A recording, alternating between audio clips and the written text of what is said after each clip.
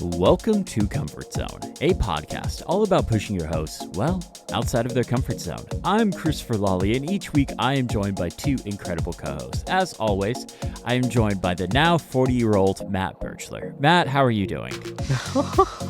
Chris, I'm instantly devastated.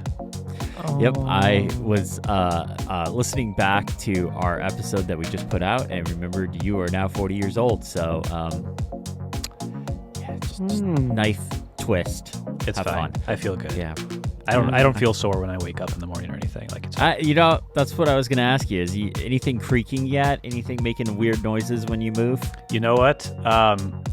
Last week I had a scare where I woke up and I was like really sore, like my back was killing me, and I was like, "Oh no, it's happening." I'm getting to that point where I sleep the wrong way and I feel terrible the next day. But it was because I raked the yard, which is more strain on your back than you think it is. So I got off the hook there, but it's coming and it's fine. Okay. The alternative's worse, right? Yeah, could be dead. And on that note, hey, Niléane, how are you doing? Hi, I am not 40, You were not. hence I am doing better than someone else. Enjoy your youth. Yeah, You're more winning. I'm turning 30 next year, though. That's terrible horizon to look forward to. Oh, imagine being 30. What a joy. Yeah. It's like there always has to be two of us in our 30s or something as we do the show. Matt leaves his and Niléane joins me, and I'm just stuck in the middle. I also realized the other day that, I realized how many years it's been since Macron was first elected president. And I was It feels like forever. It feels like so much of my life was spent under this guy. When does it end? Anyway, just a thought I had. Interesting. All right. I've never equated my age to political positions, but that's For instance, have you never asked yourself under which president were you born? I mean, I know, but I just Who is that? mine was H.W. Bush. Not good. Okay. Matt? Yeah. Reagan. Reagan? No. Not doing so well over there. I can't choose when I was born. Like, that's not really something. I know, but it's like the sky signs. What is that called? Oh, the astrology, the Astrology. your star signs or whatever. Every time somebody brings that up, I just I cringe a little. I'm like, how is what month I was born affects my personality at all? And then they'll list all the stuff off, and it's the most generic thing that you can apply to everybody. Anyways, I'm sorry. That's such a Scorpio making a thing bunch to of say, people Chris. Come on. However, the under which president you were born, that decides your personality, on the other hand. So yeah, that's absolutely. important. Yeah, I was born under Chirac, if you want to know. So yeah, there you go. No idea who that is. Let's get into some tiny topics. Niléane, I think you probably put this first thing in here, right? Yes. So we had.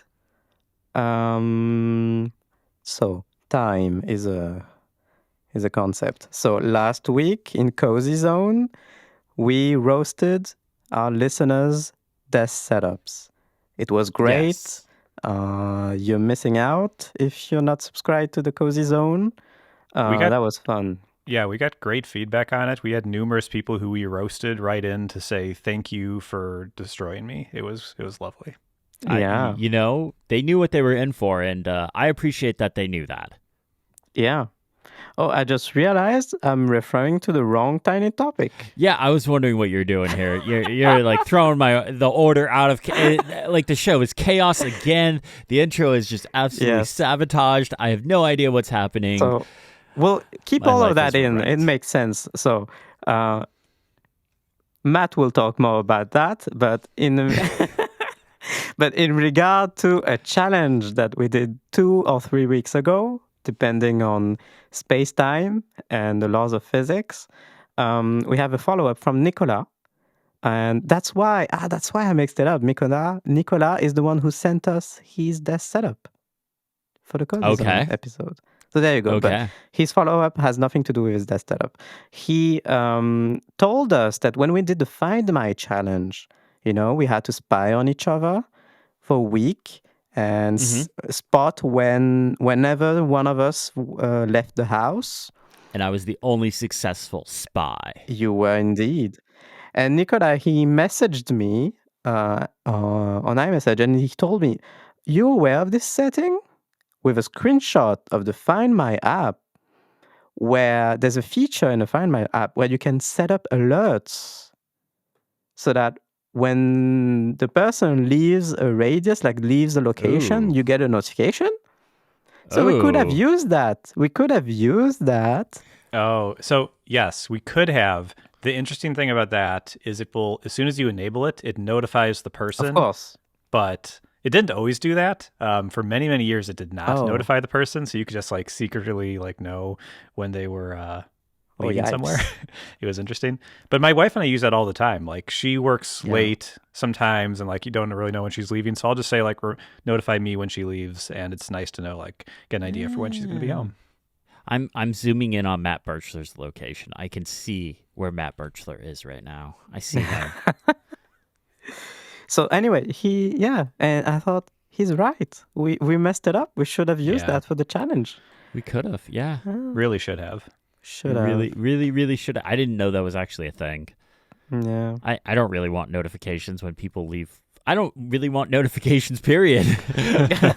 I don't really I turned so many notifications off. If you are an app that gets notifications on my phone, you are a privileged app. Yeah. Anyway, so that was it.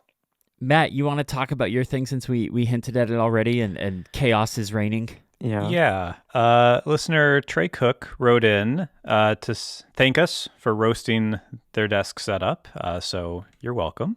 And he also included in his feedback that he thought we were a little harsh on Affinity and defended the power that it enables people who take the time to figure it out. So wanted to call that out. Which also brings me to a statement that I would like to make about what Canva has done with Affinity, which I think is maybe contrarian. I think they've done about as good as they possibly could have, and I don't understand why people are so angry. That is my statement. Wait, people are angry about this update? I really haven't followed this whole update thing. People are actually angry about it? Yes. I mean, I'm annoyed about the whole iPad app situation, but that's just me being me. The anger I've seen comes from people who do not like that they will not be updating the old apps anymore, as well as, I guess, they think Canva is an evil company, and, it's free now, but it might not be free someday. They say it'll be free forever, but maybe it's not. So there's a lot of angst that I've seen on social media, at least. And maybe that's just social media making everything a disaster. But I think, honestly, it's pretty good. And I've continued to use it since I talked about it a few weeks ago. And it's nice. It's, it's not the best necessarily. But as like a Photoshop alternative that costs you literally nothing, I don't know, could be worse. So that's it. That's what I wanted to say. I continue to use the Affinity app. I think it's actually okay. And I don't know. I don't understand why there seem to be people who are quite upset about what they've done. It's the internet. There's always going to be people that are angry. Speaking of people that are angry. Oh no. I'm just kidding. I was trying to transition there, but it wasn't good because I am in love. Yes. I have found my true love. Sorry, Danielle. Not really. Actually, I have a bunch of issues with it, but I got the mouse. Oh, it showed little up. Baby mouse. So Matt talked about the Pulsar something hyper something 360 no scope bro mouse last week, and Pulsar also makes this mouse, which I don't think is the same thing. Like, it doesn't have the same branding. And the design is different. Not exactly, no. This is the Golf Livery 5th anniversary Pulsar mouse, and this thing, first off, is stupid light. Like, I didn't weigh it. We have like a kitchen scale. I probably could have weighed the grams, or probably it's on their website, but it weighs nothing in your hand at all. I love love the look of this thing. It's got the light blue and orange look. It's missing a bunch of the mouse, but it actually still feels good to use in your hand. Like, it doesn't feel like the Magic Mouse where it's broken. It does feel good to use. And the big question when I ordered this thing was, will it work with the iPad?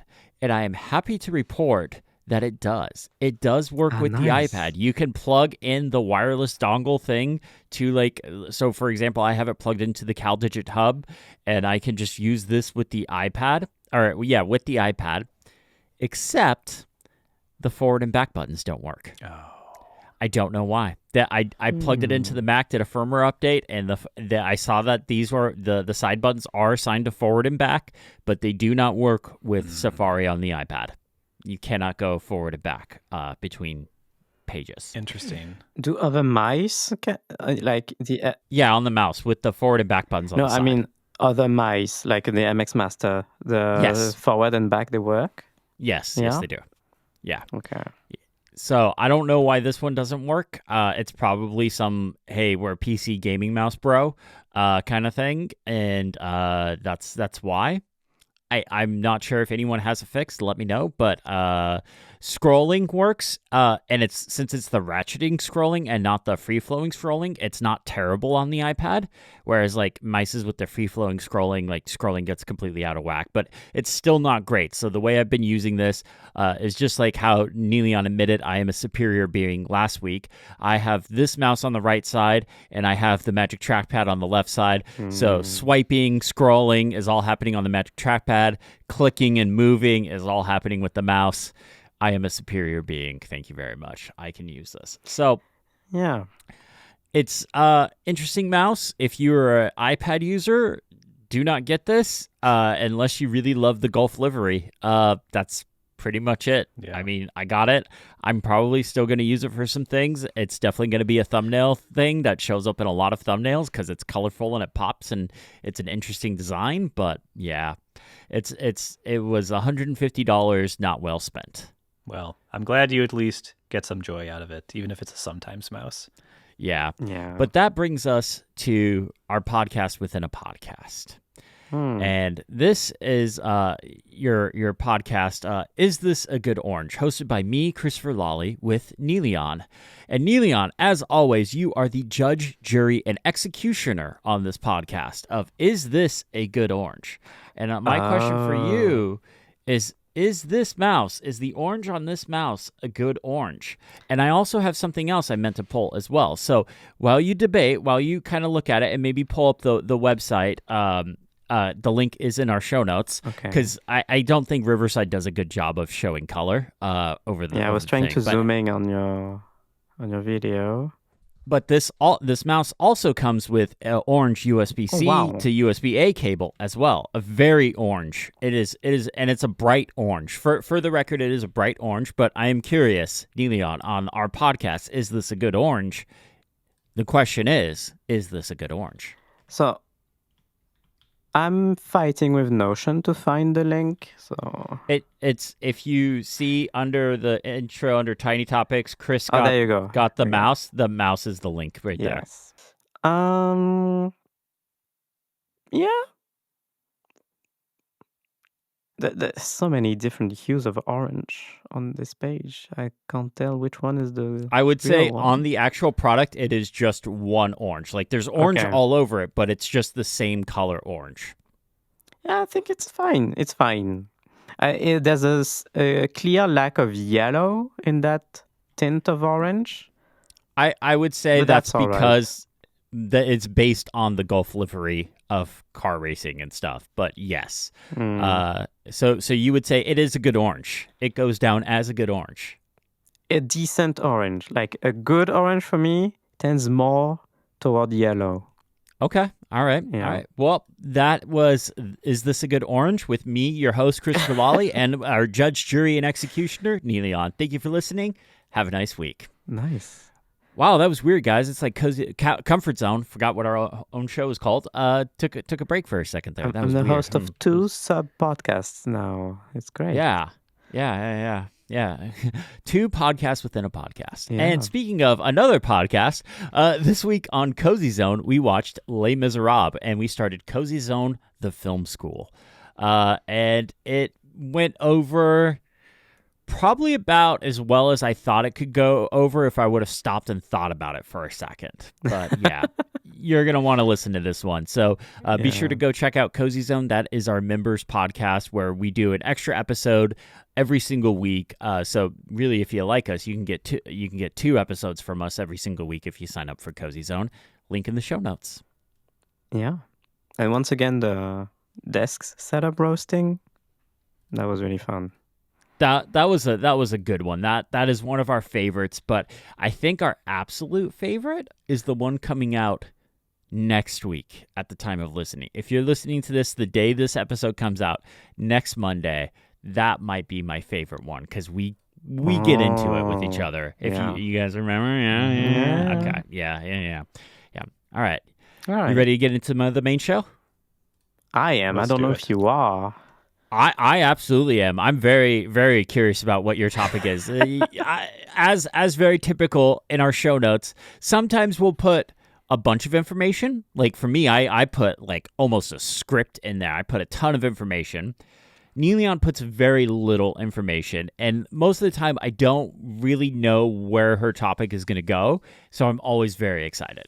So usually when I have a story to tell, I tell you the story. And I include a ton of details, like how it started, where it arrived in the end, and all the steps in between. I will change my method today, and I will show you the result immediately. Ooh, okay. This topic is named My Monstrosity of a MacBook Air. And you can click the link in the show notes to see what my current MacBook Air looks like. I don't see anything wrong with this.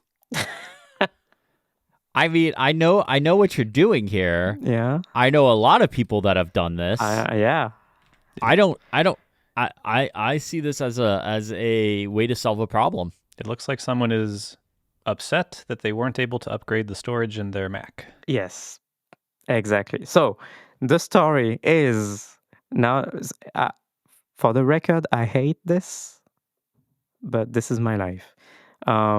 So the photo is, so you have a link in the show notes if you want to click, is my MacBook Air is now encased in a clear matte sort of shell case, the shell case for MacBooks that people put on their MacBooks. Oh, I didn't see that there was a case on this. Okay, yeah, no, that's problem one. That's a big problem right there. Yeah, so I've added that.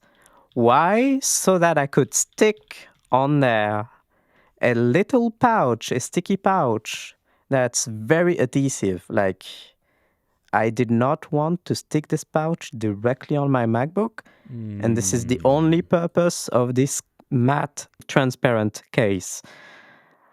And inside this pouch resides an SSD, a Samsung T7 portable SSD, 2 terabytes. It is connected to one of the 2 Thunderbolt ports on the MacBook Air via a very short right-angled USB-C cable. And this is my life now. This is my life now because I'm running out of storage all the time, all the freaking time on my MacBook. And I can't live like this anymore. I've reached my limit. I extremely want to upgrade my Mac just for the storage. I would buy the exact, like I would not even upgrade my Mac. Like I would not even get M4, M5, whatever. I would get the same one just with more storage. And that tells you how well aging is the M2 MacBook Air.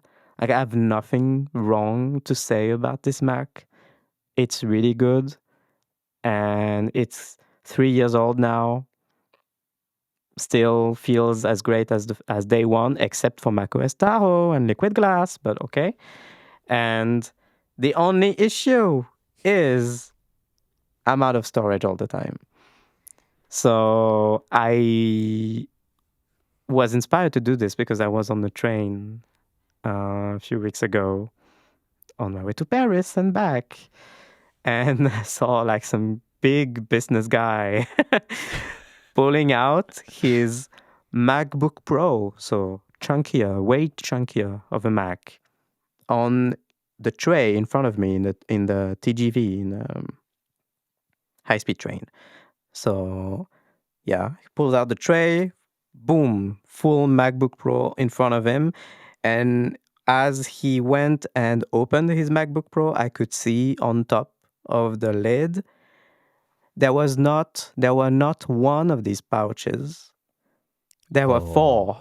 Oh, Whoa. So imagine my photo, but like a grid of 4 pouches like that. Oh, I love it. And each contains an SSD, a portable SSD. Now that's a modular laptop if I've ever heard of it. Oh, yeah. And when I saw this, and I was like, okay, this guy is living the life. His MacBook looks insane. Because each one of he's not optimized anything, by the way. His setup looks terrible.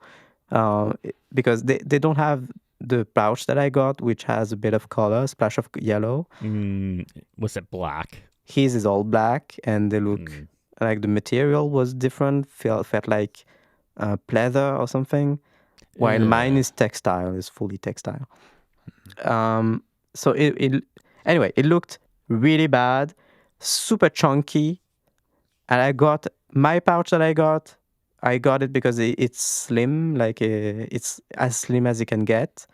His were like full-on add-ons on top of the thickness of the MacBook Pro. But I was like, he's living the life. He's got, I don't know how many terabytes on top of his MacBook, and he's traveling with it on the train, working on it on the train. There are 4 cables coming out of those SSD at the same time. And I don't know how they connect. Maybe there's a hub in there I didn't see. Maybe they're not all connected at once.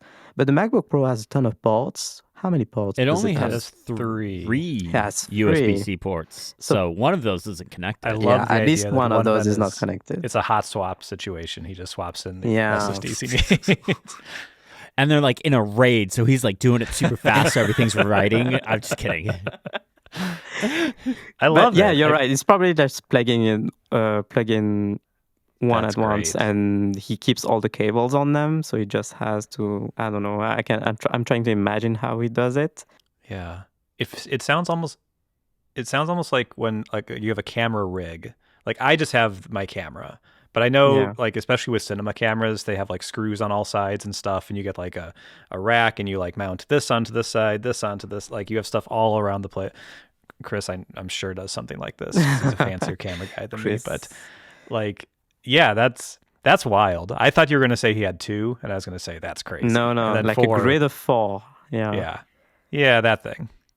Yeah, gotta have yourself a cage with handles. I don't have any of the accessories put on this right now. But One day you'll get the camera that goes in there. I believe in you, Chris. No, so I might have ordered a cinema camera this morning. Ooh, C50. C50, baby. Interesting. I like the wooden handle. I do too, and it feels good too. It feels good to hold, and then you got the top handle. This is for my current camera. I'll have to, but the C50 goes even crazier. But anyways, I'm derailing Niléane's topic. You're right. Maybe I should get a wooden handle for my Mac. Well, that'd be great. Then, yeah, you could just hold it at your side, carry it like a briefcase. Yeah. So anyway, I did some tests. I have not gone out yet with my MacBook looking like this. But I'm going to Paris on Monday, so I will try soon enough. But I did test, like putting it in my backpack, my new backpack that you saw, and like it's perfectly fine. And since like I got the perfect length cable, the 2 ends are right angled, so there's no like bumping or whatever. Nice. It's pretty good. Like I'm really happy with this. And I don't know. This is just an update on my MacBook Air situation. And I forgot to mention why I have gone to this solution.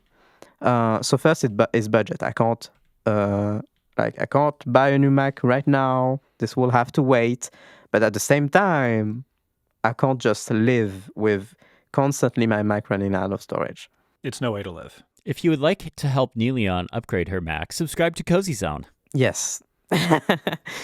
And so so this was a good solution.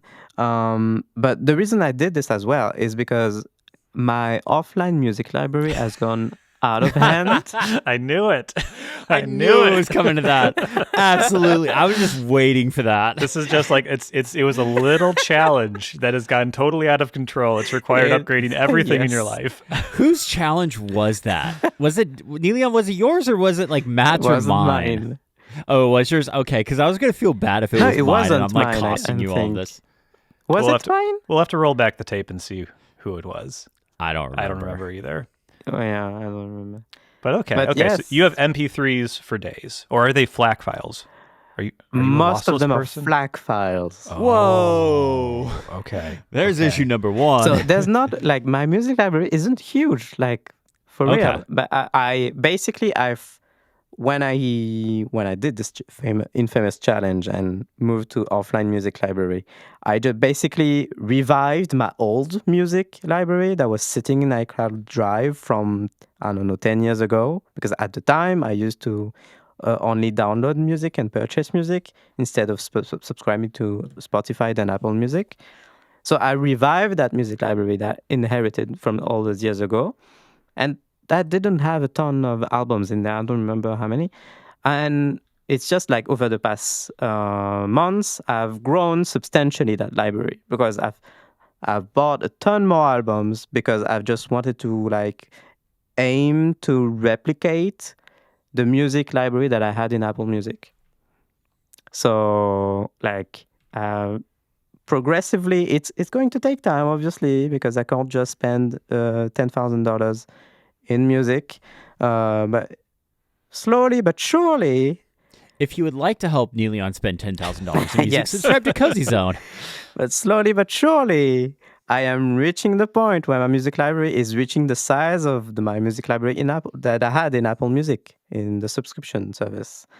Nice. So which means it's getting big, but it's not that big. Like currently. Can I see this somewhere in Swinzian? I'm still using Swinzian, by the way. It's great. Absolutely great music player. 4,545 tracks. That is 340 albums. 165 artists. So, I mean, I have friends that have offline music libraries that are way worse than that. But still, that amounts to, let me check, 173 gigabytes. Okay, that's not bad. That's not bad. I mean, I just looked. My music library is 89 gigs, and that's just like MP3s. Like I don't have the Yeah, okay. I just use the high quality. I don't use the lossless setting in Apple Music. Yeah.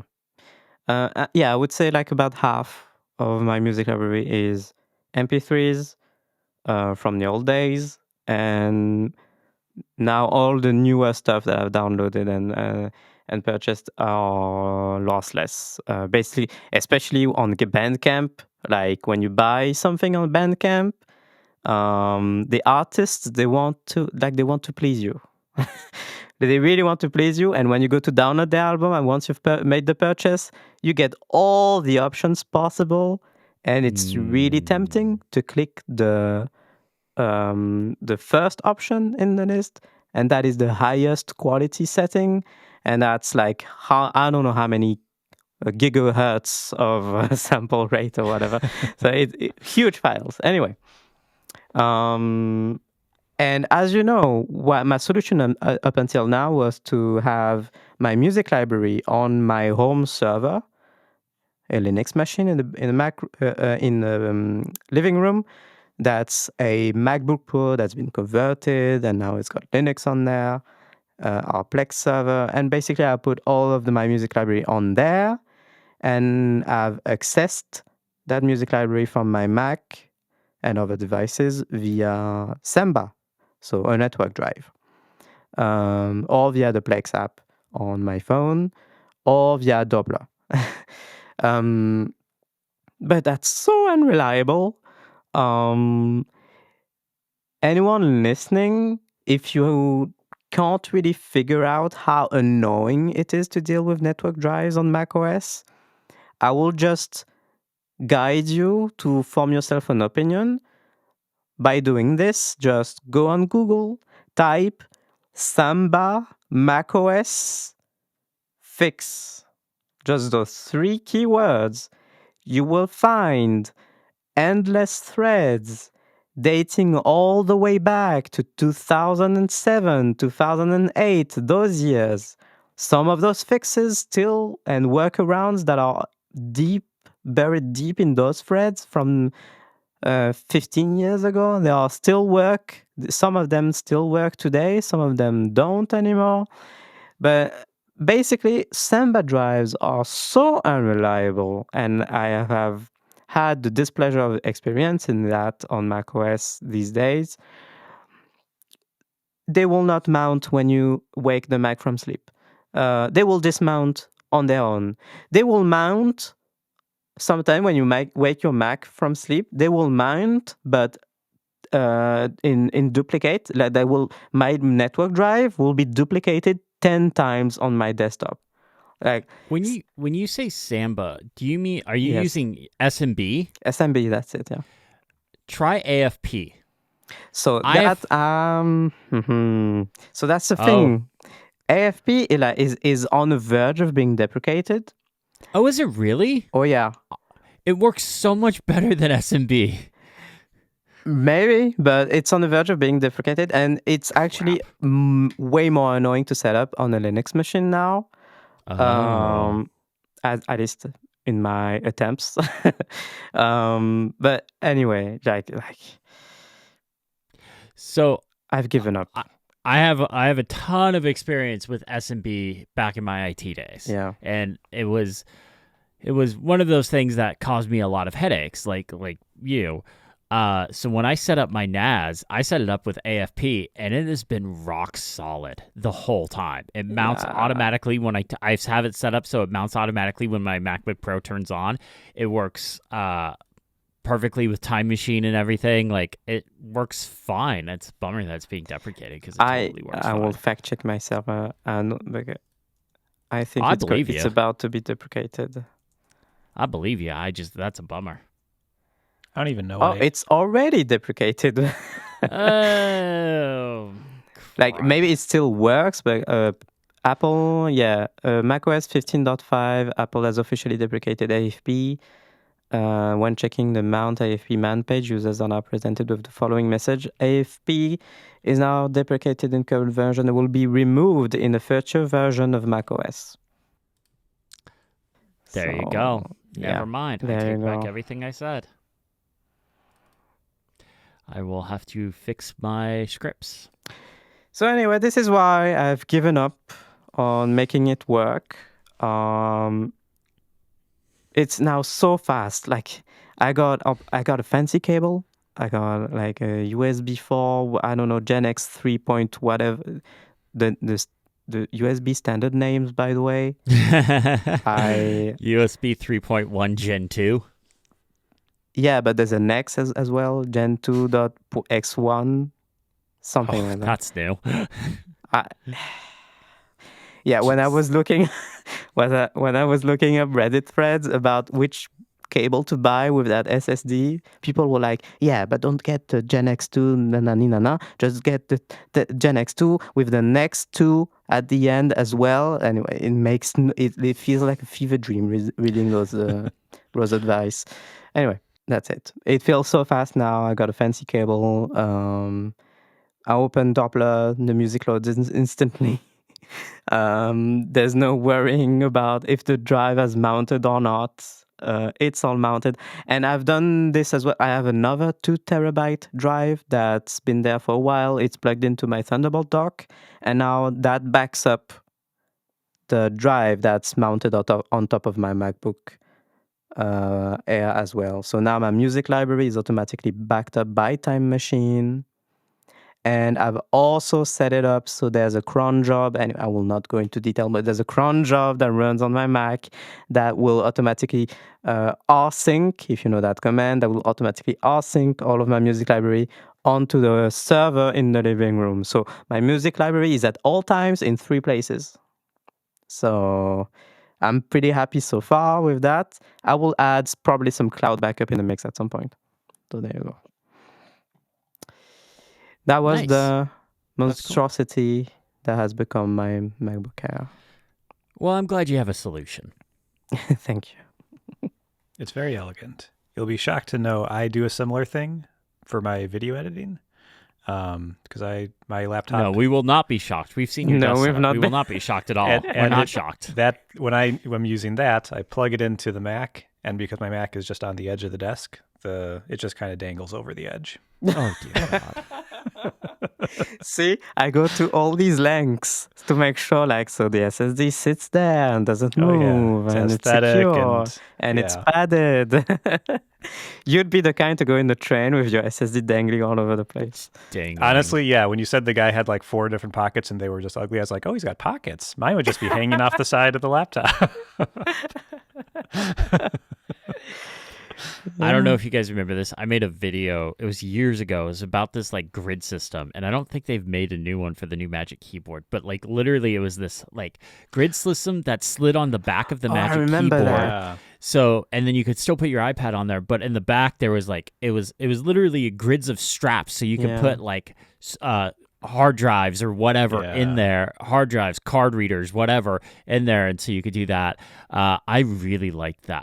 I need to see if they made one for the new Magic Keyboard, because I still have that, and I tried to put it on the new Magic Keyboard, and it doesn't fit right. So I like that thing. That was pretty cool. Plus, it had pockets for AirPods and stuff. You making me think if that exists. For Well, a the issue MacBook with Air. that, I don't know if it would fit. Well, that kind of thing wouldn't work for the MacBook Air because it has to slide.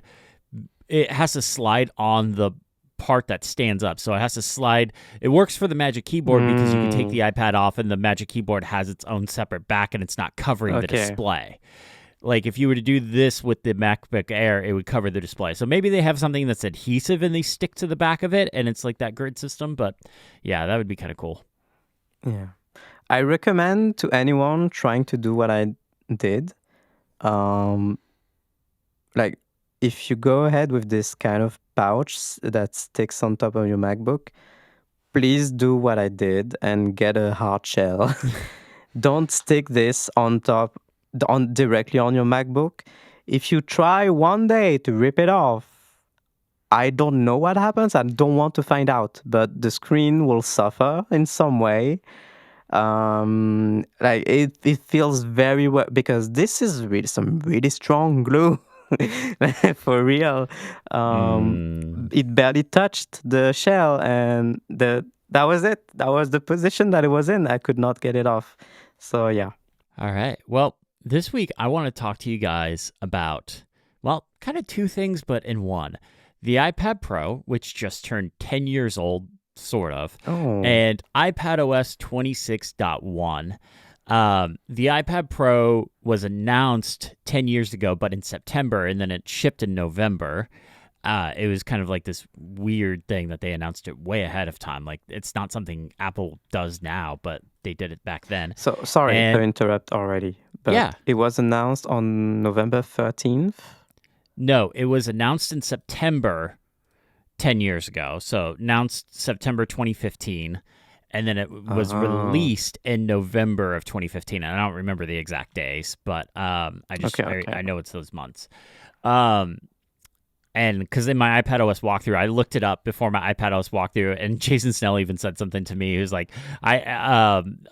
he even confirmed it because he was like, that doesn't sound right. But yeah, no, it's been the iPad Pro was announced 10 years ago in September.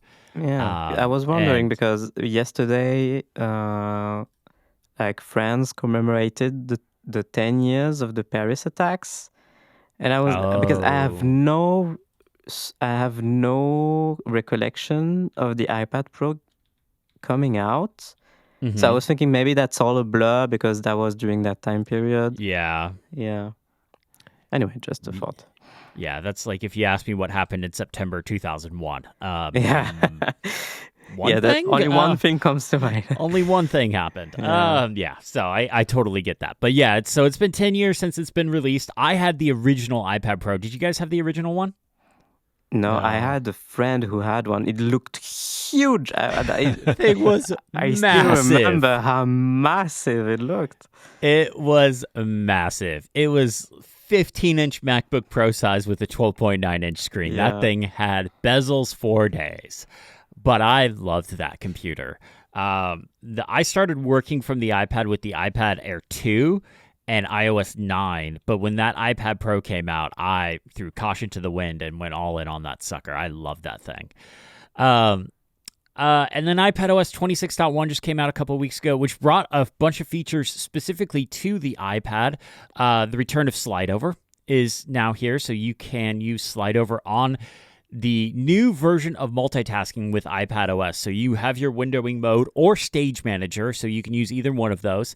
And if you long press on the stoplight buttons, there's now a enter slide over option in there for apps, and that will get them pinned to either the left or the right side. You can still move them around, and it'll put this like glass border around it so that it shows that this is the slide over window. And it, just like previous versions of slide over, that window always stays on top. Yeah. But what's different is it's scalable. So you can scale these windows out. You can make them as big as you want. You can make them as small as you want. You can do slide over windows for iPhone apps. It's not just limited to apps that support regular multitasking on iPadOS. You can do any window you open, you can put in slide over now. So that's something I really appreciate because there's a lot of iPhone apps I use on my iPad, so it's kind of nice that they can do this. The case that I use slide over the most is with Final Cut Pro for the iPad because they still don't have a way for me to create user-created presets for effects.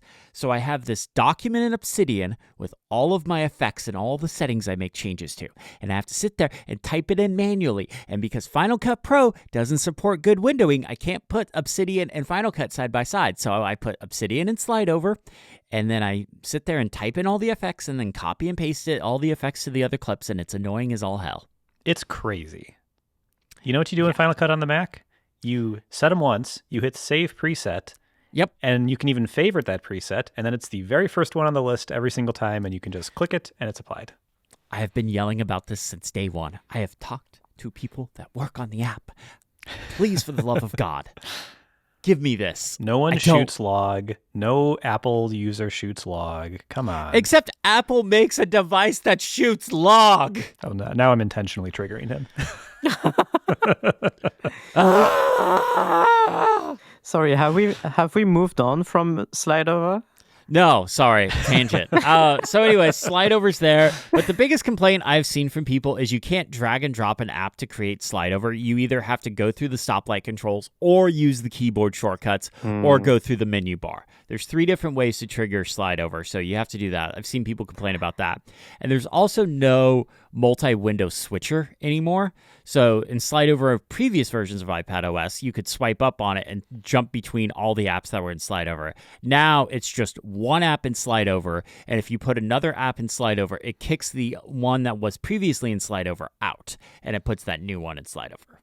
So, not great. I like what in use when you're trying to use it slide over. What is your how does it feel? Because looking from afar, looking at screen recordings and stuff and how people talk about it, I don't get it. Like I don't understand what this is used for. So I use it for messages is the typical use case Yeah. for me. So if I get a message that comes in, or like I just know I need to message someone, which is a common thing I guess I do on my iPad, is I never have to close the app I'm in. I never have to like open up Spotlight. I just swipe in from the right side.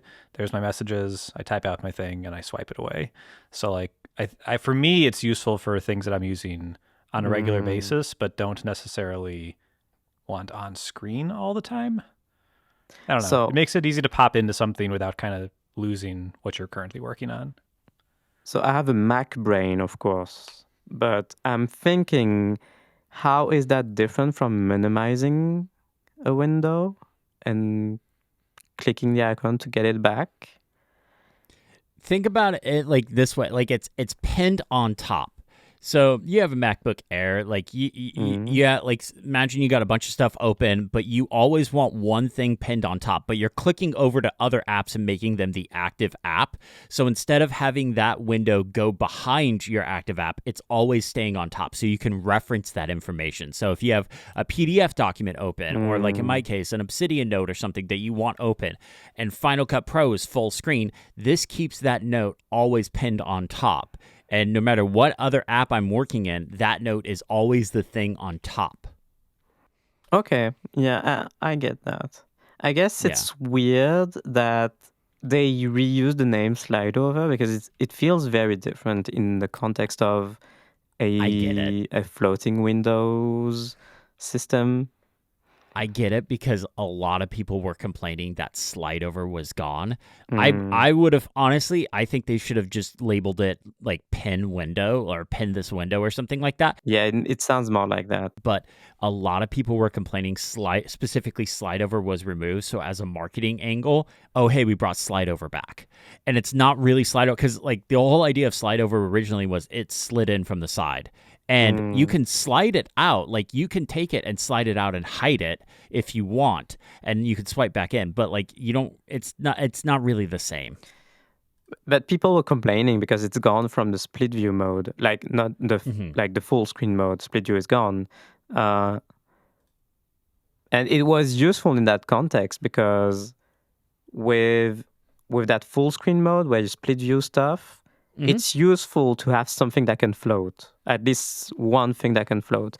But in the context of everything floats, I have a hard time wrapping my brain around why would they go to like make this effort to name a feature and brand it as such and give it a visual like highlight, even with the glass all around, even though it's just a way to keep a window on top, which is something that window managers have been doing for like the full history of window managers. I think it's just a way to like visualize, hey, this is the window that is pinned to be on top of everything. Like you can't put, there's no way to hide that slide over window. Like there's no way other than like dismissing it or turning slide over off. You can't put anything on top of it. So that's the big thing. If you try and move something on top of slide over, it gets moved behind it.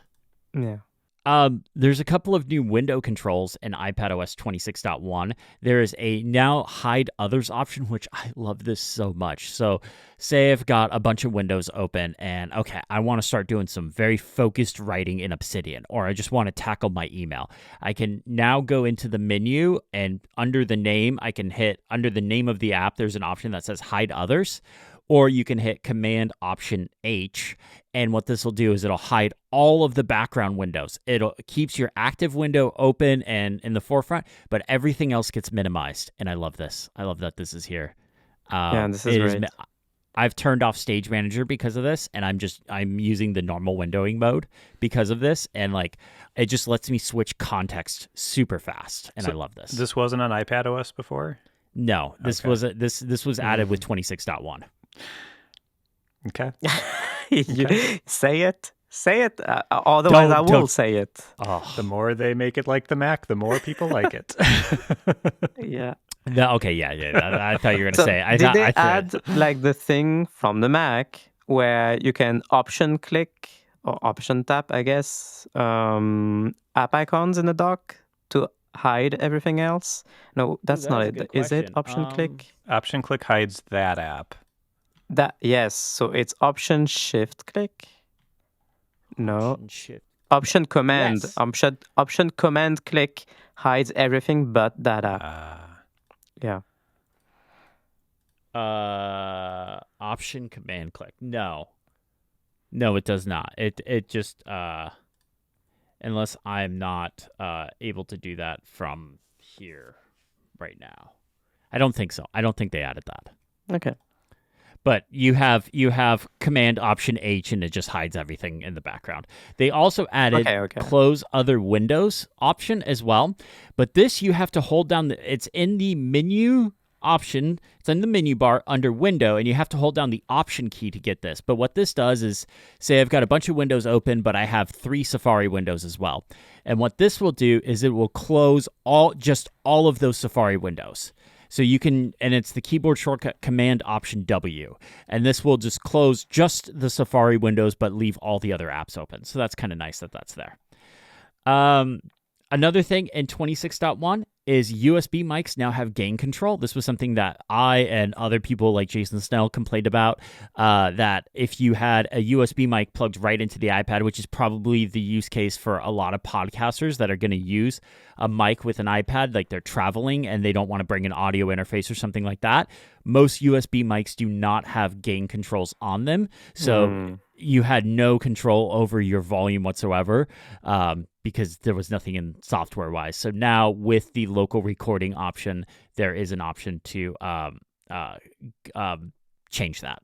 It's a couple other things just really quick. External monitor support is so good now. I love external monitor support on iPadOS 26.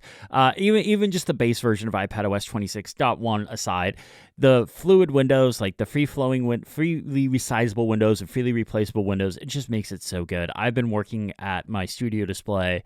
Like I did it a lot with the old one, but I've been doing it a lot more with this one as well. So yeah, it's very nice. The one thing it makes me want is the ability to change the acceleration on the mouse, because it's a little different than it is on the Mac, and it is confusing to me. I feel like I have to move the mouse more than I do on my Mac.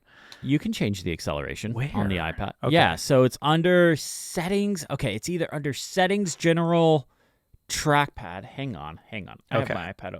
My iPad's literally plugged into my external monitor over there, but I have the the mouse that's paired with it, so I can control it over here. So hang on, settings, general. Okay, if there is, I'll play around with it. It is in there because I've done it as well, because I agree with you that the acceleration is too slow. So I've cracked it up. Maybe it's an accessibility setting. I don't remember off the top of my head, but I know for a fact it's in there. Okay, sweet. Okay. Lovely. So I have 2 questions for you guys, kind of to wrap this topic up. First question, because it's the 10th anniversary of the iPad Pro. What do you both want from the iPad? Niléane, I know you've kind of forsaken the iPad and don't have one anymore. Matt, you've forsaken the ways of working from the iPad as well. What would tempt you to come back?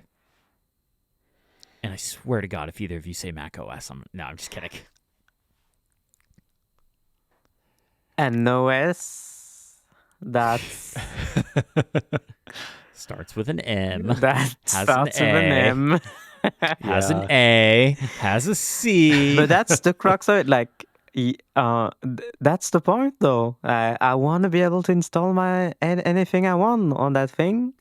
I don't want weird limitations with audio. I don't want, I think they have backed themselves into a corner with iPadOS, and you can see that in the way they are implementing some basic stuff over the course of 2 decades, with the second decade being ongoing. And I don't know how long that's going to take, and is it worth it? I think maybe they made a bad decision 10 years ago with the iPad Pro, and before that with the original iPad.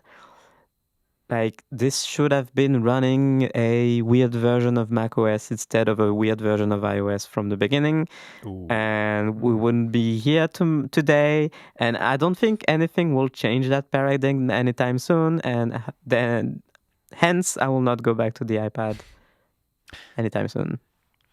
So I think the normal iPads running iPadOS are great. It's the iPad Pro that's a little weird for me, because like Niléane, I want it to do more. There's things that make me, even today, even though they've added all these things, there's still little things here and there. So I obviously want it to run macOS. But if I can't say that, what I would love is for them to prove me wrong. because I was all in on the iPad in 2018. I sold my Mac. I went fully in on the lovely 2018 iPad Pro, just like went full in on it.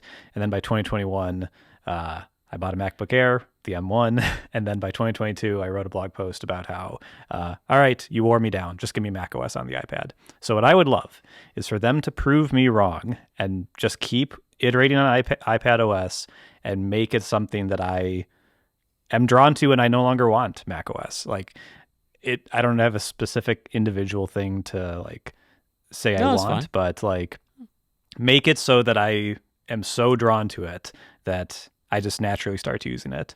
So yeah, it's just abstract, but I'd love to see them prove me wrong.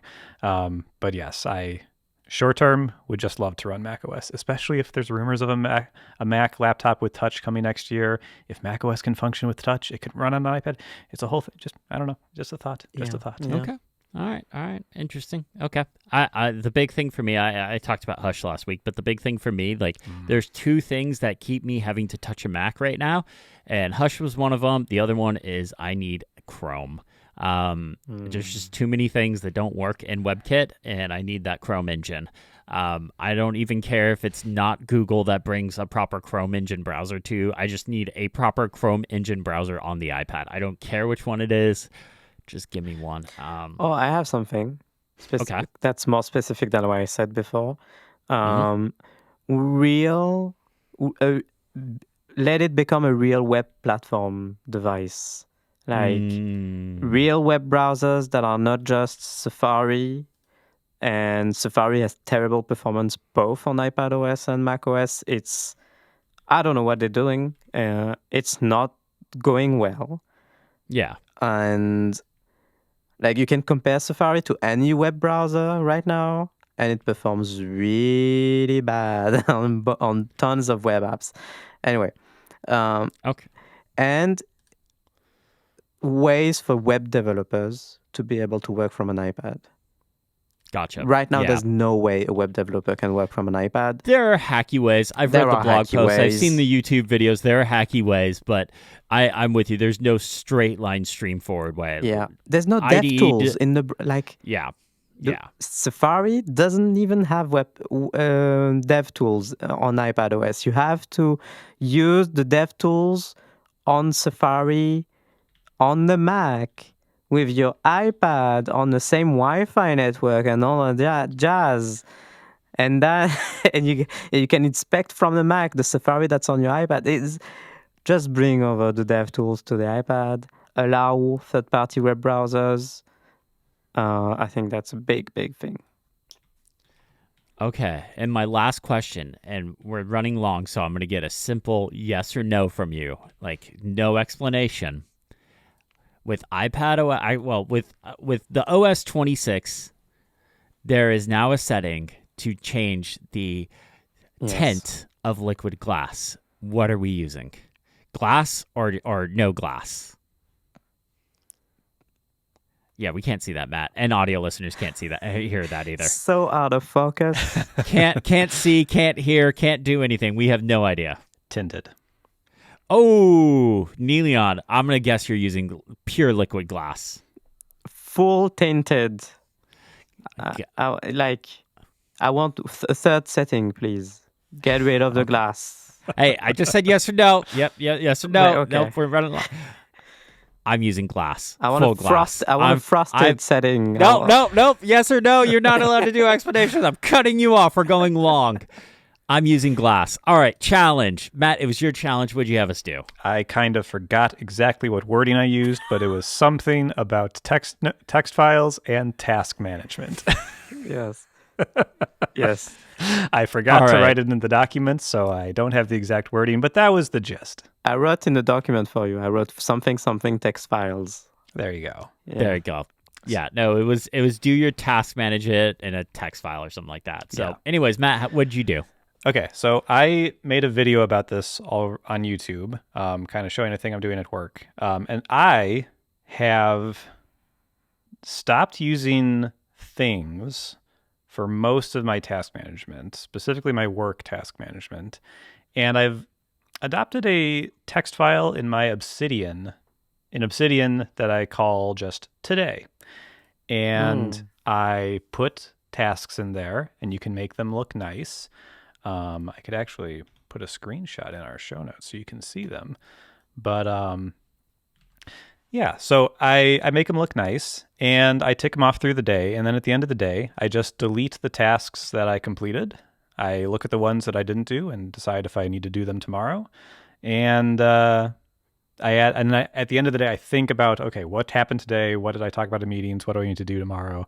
I make a list of things to do tomorrow. So when I wake up and start my day, I can just open this file and I can be reminded this is what I said I would do today. This is not super revolutionary. I have also been exploring Obsidian themes to make this list look very nice. Yeah, I have linked really to a nice. couple in here. The theme I'm using right now is called Baseline, but I have also included one that you have got to see. It is called Retroma, and I would just click the link to see the GitHub page. This Oh my is word! the Whoa. most insane Obsidian conversion I have ever seen. It is What the? wild. It's insane. There is no way I would ever use this, but this looks awesome. So see, Chris, to return to your previous question, in terms of liquid glass settings, oh my God. I want this setting. Okay. I want this setting in the 26.3 or whatever. I'll get the Apple engineers right on it. Thank you. So the last thing I'll say about this is this has been working pretty well for me. And the interesting thing I've started to do is I'm not a big journal person. I don't like to journal or like write about stuff.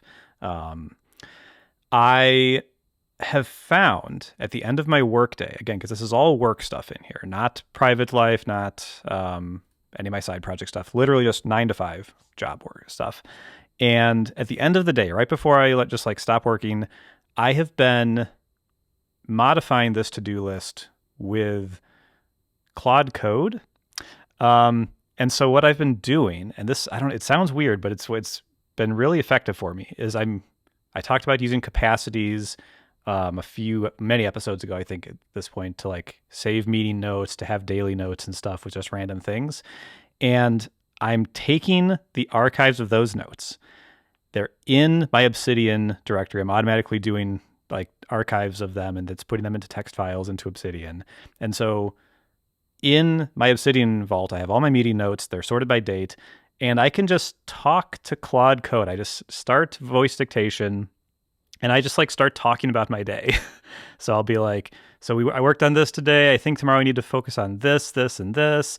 And oh yeah, my boss told me about this thing that I need to make sure is a top priority. And just look at my meeting notes, and if there's anything I forgot, put that on my to-do list. And so for like 10 seconds, it just does whatever it does. And then it updates my to-do list for tomorrow. And I review it to make sure there's nothing wrong in there. And it's kind of cool. It's helped me kind of just like talk through, instead of like thinking like through everything I want to write down as a task and like having to remember everything. It's helping me remember some of the stuff that I've forgotten. And yeah, it's pretty cool. So this is what I've been doing. It looks very fancy. Yeah, it's very cool. I watched your video and I liked what you were doing. I'm kind of doing something similar to you, but it's a little more focused on Todoist. So I've been using Todoist as my task manager since April, and I have really been enjoying it. And I took this opportunity to kind of see if I can find a nice bridge between Todoist and Obsidian. So I put a link. There's a link in our show notes to a screenshot of my daily note. And I've been a big fan of daily notes for a while. It's just kind of a way to track things as a scratch pad, just kind of jot things down on what's going on. And I started looking at plugins in Obsidian for Todoist, and I found two. The first one is Todoist Sync, and this one is definitely the best. It's definitely the best, but it kind of renders everything as rich text. Like it renders like your Todoist view in Notes kind of thing. So I didn't really feel it fit the spirit of the challenge. but it does have like bi-directional syncing, so you can mark stuff as completed, you can add tasks, things like that. But I found Todoist text, which imports all of your task, and you can kind of set up different filters on what it imports. So I set it up to import the today stuff and the overdue stuff. That actually might have been the default. I might not have had to actually change anything. So it imports all of that stuff right in, and I set it up in my template for my daily notes. So I have a keyboard shortcut in Obsidian, Command-Shift-D, that creates that literally. If I don't have a daily note already, it'll create a daily note for that day, for specifically that whatever today is, or it'll just open my daily note if I already have one created. Kind of nice. And then when that gets open for the first time, this plugin runs and it imports all of my tasks from Todoist for that day or overdue tasks as well. This plugin is a little more rough than the other one. So in order to mark something as complete, you actually have to use a Obsidian command to do it. Like there is a checkbox in there, but if you mark it as checked, it doesn't sync to Todoist. You have to use the Obsidian command that's built into this plugin. So I set up a keyboard shortcut of Command-Shift-Enter. So whenever you're the insertion point's on it, you just hit Command-Shift-Enter and it marks that task as complete and it'll sync back to Todoist. Kind of nice. With this plugin, you can't create tasks, but that's not really a problem for me. I'm using my task cut shortcut from a previous challenge that uses the local AI models and stuff like that in shortcuts still to create tasks via natural language, and that's plain text, so I figure that still fits the challenge. So I've been using this plugin and my shortcut all week, and it's kind of been great. I still would check Todoist to make sure things are syncing and nothing got, thrown off the rails. I checked for a few days, but like the last couple of days, I haven't really opened Todoist for anything. I've just been like, oh, here's my task for the day. Mark is complete. When I need to add something, I'd use task cut and everything's been fine. What is nice about this plugin is it pulls the description information into Todoist, which is something I use a lot because I'm like, oh, this video has this sponsor, or hey, this thing, I have these ideas for it, and I use the description field a lot. So overall, really like this plugin. Oh, and there's a source option in there as well. So when you have the plugin import your task, you'll see a link that says SRC or something. You can click that and it'll take you to that task in Todoist. So that's kind of nice. It's like a deep link. So, but yeah, that's kind of what I've been doing with this, and I really liked it. So that was Todoist text for the plugin that I've been using, but Todoist sync is definitely the better one. Mm-hmm. That's very cool. Niléane, what about you? What did you do? So and what did you text us yesterday? yes. So yesterday I realized we were Thursday and we record on Friday. And suddenly, because I was setting up my monstrosity of a MacBook Air, I was like, oh, I'm so giddy for the episode. It's going to be fun to talk about my monstrosity of a MacBook Air. And then I realized, wait, what's the challenge? And I completely forgot that was a challenge because even though that's the core thing of the show. So until yesterday, I did not do anything. Whoops. And then I asked in the group chat what was the challenge, and none of you knew either. So I knew. I just didn't respond in time. Oh, okay. Because I've been doing it all week. So the Matt who came up with the challenge didn't know. I did know. In his defense, he just didn't know the wording. I didn't know the exact wording. I'm trying to blame someone. Yeah. So anyway, so in the end, what I did is but you know why it split my mind. It split my mind because I don't have any. I don't have to-dos anyway. I don't do to-dos. I had a brief period with the Sidekick notepad. You remember that was nice. I gave up on that so fast. At some point, there was a Sidekick notepad taking all the room on my desktop and filled with stuff that was outdated as heck. So that was stupid. So I got rid of it. And yeah, so I don't have any to-dos to write anywhere. So I just, to compensate for that, I have brought a tip for Mac users. Did you know that TextEdit, so it's a really old app, by default, when you write stuff in TextEdit, it's in rich text format, and you export RTF files. Did you know you can use it in plain text mode? Hey, you didn't know. You had no idea. So if you open TextEdit and you go into the menu bar, you click Format, Convert to plain text, and there you go. It's a plain text editor, and you can write all of your to-dos. So I win because I have given a tip to every listener to achieve the challenge. Clearly, I win because Matt's not allowed to win challenges, and so that means I win. Clearly, I win because not only did I know that you could edit plain text files in TextEdit, I am older than the RTF file format. So yeah, that's not winning, Matt. Is that what you were Googling? You were Googling? I just Googled it. It was created by Microsoft in 1987. Yeah, that's not winning, Matt. It's winning in a way. Nope. All right. Well, this was a fun challenge. I actually like this, and I'm gonna actually keep doing this. So this was a good one. And thank you, Matt. I actually really enjoyed this one. All right, Niléane, it is your challenge for next week. What do you got for us? Okay, you will hate this, Matt. Oh, great. No, Chris, you will hate it. Matt, you will love it. The challenge is very simple. It's 2 words. Set up AeroSpace. What? I have provided the link. Listeners can click the link as well if you want to try the challenge. And that's it. Oh. Set up. I mean, I'm not going to hate this because I don't use the Mac. Oh, but you open your Mac, so set it's it up. a Mac app. Okay. Yeah. All right. Can you try to figure out I'll set it up right now what it is? It looks like some is a i3-like tiling window manager for Mac OS. I don't know what i3 means other than BMW i3, but you just read the tagline. This reeks like of some Linux stuff. Yeah. This is gonna break my Mac. Is this gonna break my Mac? No. So there's nothing breaking here. No breakage. Okay, so I will explain more, but it's funny that this challenge can fit into 2 words. AeroSpace is a tiling window manager. That is, it's not like Moom or Magnet where you can tile windows on your desktop.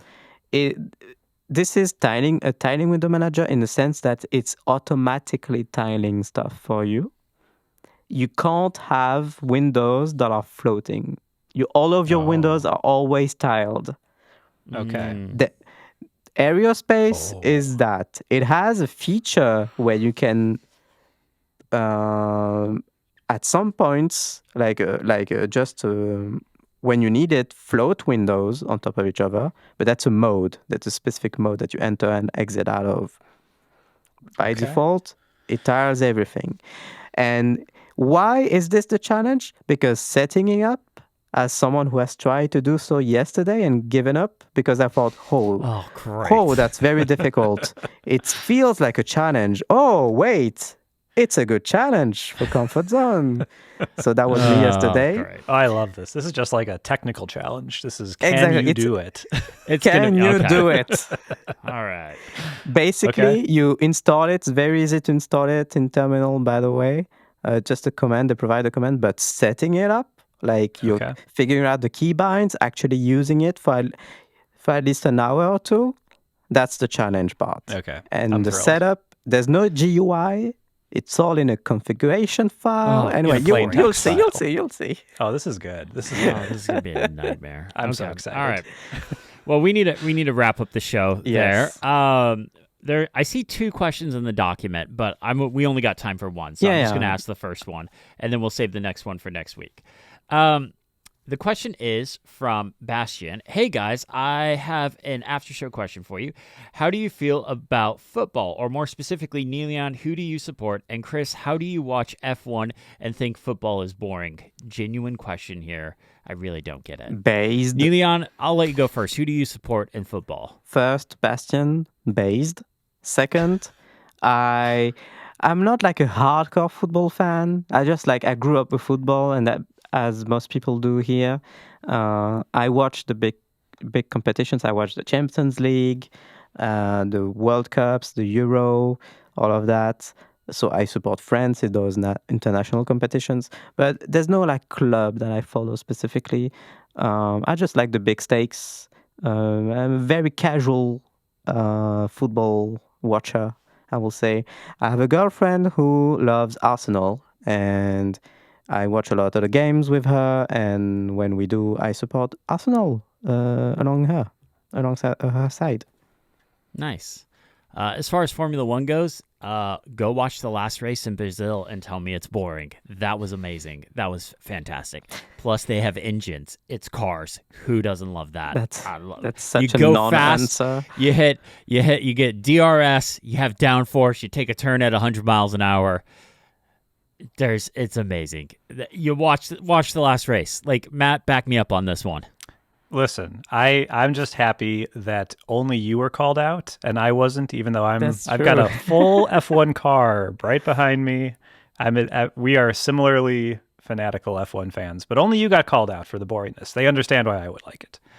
I mean, we basically always chat in our 3-person group chat, but the only time Matt and I side chat is about Formula One stuff because we know Niléane doesn't care. But this is true. Matt and I were texting this weekend because we were excited about what was happening, and it was a good race. But yeah, we got to wrap up there. Thank you all so much for listening. Thank you to Mac Stories for having us. We are a Mac Stories podcast. Thank you all so much for listening. Have a great day. Bye-bye. Bye.